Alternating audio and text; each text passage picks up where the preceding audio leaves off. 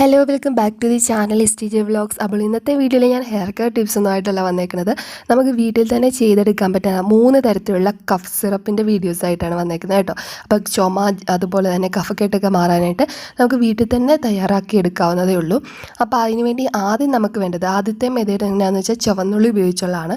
അപ്പോൾ അതിനുവേണ്ടി ഞാനിവിടെ ചുവന്നുള്ളി എടുത്തിട്ടുണ്ട്. ഇനി ഇതിലേക്ക് ഞാൻ അല്പം ഹണി ആഡ് ചെയ്ത് കൊടുക്കുകയാണ്. നമ്മൾ ഈ ചുവന്നുള്ളി ഹണിയിൽ ഡിപ്പ് ചെയ്ത് ചവച്ചിറക്കി കഴിക്കുകയാണ് ചെയ്യുന്നത്. അതല്ല എങ്കിൽ ഈ ചുവന്നുള്ളിയുടെ നീരെടുക്കുക, മിക്സിയിലിട്ട് അരച്ചിട്ട് അത് എന്താ പറയുന്നത് അരിച്ചെടുത്ത് അതിൻ്റെ നീരെടുക്കുക, എന്നിട്ട് അതിലേക്ക് അല്പം ഹണി കൂടെ മിക്സ് ചെയ്ത് കുടിക്കുന്നത് ചുമ മാറാൻ വളരെ നല്ലതാണ് കേട്ടോ.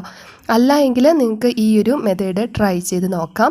അപ്പം ചിലർക്ക് നല്ല ബുദ്ധിമുട്ട് കാണും ഇതിങ്ങനെ ചവച്ചിറക്കി കഴിക്കുമ്പം. പക്ഷേ കുഴപ്പമില്ല കേട്ടോ, നല്ല എഫക്റ്റീവായിട്ടുള്ള റിസൾട്ട് കിട്ടുന്നൊരു ഹോം റെമഡിയാണ് ഈ ഒരു ചുവന്നുള്ളി ഇങ്ങനെ നമ്മുടെ തേരിനകത്ത് മുക്കി ഇങ്ങനെ ചവച്ചിറക്കുന്നത് കേട്ടോ. നല്ല രീതിയിൽ ചുമയ്ക്കൊക്കെ മാറ്റം ഉണ്ടാകും.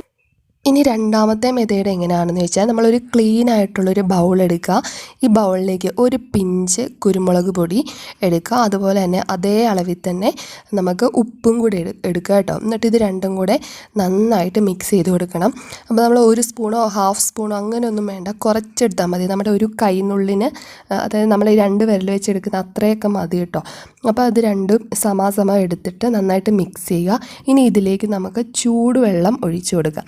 ഇപ്പോൾ ഈ ചൂടുവെള്ളം നിങ്ങളുണ്ടാക്കുന്ന തുളസി ഇട്ട് തിളപ്പിച്ച ചൂടുവെള്ളമാണെങ്കിൽ അത്രയും നല്ലത്.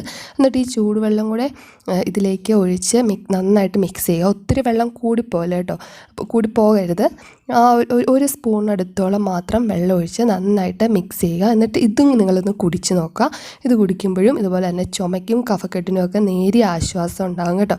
അപ്പോൾ ഇതൊക്കെ നിങ്ങൾ ചെയ്യുന്നത് വെറും വയറ്റിൽ ചെയ്യരുത്, ഫുഡ് കഴിച്ച് കഴിഞ്ഞിട്ട് വേണം ഇതൊക്കെ കുടിക്കാൻ. അല്ലെങ്കിൽ ചിലർക്കൊക്കെ എന്താ പറയുന്നത് വയറ്റിലെ എരിച്ചിൽ അങ്ങനെയൊക്കെ ഉണ്ടാകാൻ ചാൻസ് ഉണ്ട്. അപ്പോൾ ഫുഡ് കഴിച്ച് കഴിഞ്ഞ ശേഷം മാത്രം ട്രൈ ചെയ്യുക.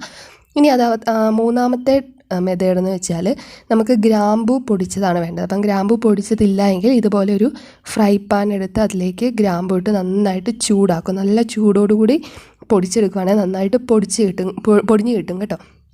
അപ്പം ഞാനിവിടെ ആവശ്യത്തിനുള്ള ഗ്രാമ്പു എടുത്തിട്ടുണ്ട്. എന്നിട്ട് ഫ്രൈ പാനിട്ട് നന്നായിട്ട് ചൂടാക്കുകയാണ്. അതിനുശേഷം ഞാൻ ഇടിയോരലിലിട്ട് ജസ്റ്റ് ഒരു 2-3 തവണ ഇതാക്കിയപ്പോൾ തന്നെ നന്നായിട്ട് പൊടിഞ്ഞ് വന്നു കേട്ടോ. നല്ല ചൂടോടുകൂടി ഇടുവാണെങ്കിൽ നന്നായിട്ട് പൊടിഞ്ഞ് കിട്ടും. അപ്പോൾ ഇവിടെ നമുക്ക് പൊടിഞ്ഞ് വന്നിട്ടുണ്ട്. അപ്പം ഞാൻ ഈ ഗ്രാമ്പും അതുപോലെ തന്നെ നമ്മുടെ കുരുമുളക് പൊടിയും കൂടെ തേനിനകത്ത് മിക്സ് ചെയ്ത് ഇവിടെ എടുത്തിട്ടുണ്ട് കേട്ടോ. അപ്പം ഇതാണ് മൂന്നാമത്തെ മെത്തേഡ് എന്ന് പറഞ്ഞാൽ. ഇതും നല്ല എഫക്റ്റീവായിട്ടുള്ളൊരു റെമഡിയാണ് കേട്ടോ. ഇതിനകത്ത് വേണമെങ്കിൽ നിങ്ങൾക്ക് ഇഞ്ചിയുടെ നീരും ചേർക്കാം. അപ്പം അത് ചേർക്കേണ്ടവർക്ക് ചേർക്കാം. അങ്ങനെ ചേർക്കുവാണെങ്കിൽ കുറച്ചുകൂടെ നല്ലതായിരിക്കും. അപ്പോൾ ഈ 3 ട്രിക്ക് നിങ്ങളൊന്ന് പരീക്ഷിച്ച് നോക്കുവാണെങ്കിൽ ചുമ കഫക്കെട്ടൊക്കെ നന്നായിട്ട് മാറും കേട്ടോ. അപ്പോൾ കുട്ടികൾക്കൊക്കെ ആണെങ്കിൽ ദിവസത്തിൽ 1 തവണ കൊടുത്താൽ മതി. അപ്പം ഏറ്റവും കൂടുതൽ എഫക്റ്റീവായിട്ടുള്ള റെമഡി എന്ന് പറയുന്നത് ഞാൻ ഫസ്റ്റ് കാണിച്ച ചുവന്നുള്ളി വെച്ചുള്ള ആ ഒരു റെമഡിയാണ് ഏറ്റവും കൂടുതൽ റിസൾട്ട് കിട്ടണത്. അപ്പം ഈ ഒരു ട്രിക്ക് നിങ്ങളൊന്ന് പരീക്ഷിച്ച് നോക്കുക. വീട്ടിൽ തന്നെ ഈസി ആയിട്ട് ചെയ്തെടുക്കാം. അപ്പോൾ ഈ ഒരു വീഡിയോ നിങ്ങൾക്ക് ഇഷ്ടമായെങ്കിൽ ലൈക്ക് ചെയ്യാനും സബ്സ്ക്രൈബ് ചെയ്യാനും മറക്കരുത്. അടുത്ത വീഡിയോ കാണുന്നവരെ ബൈ.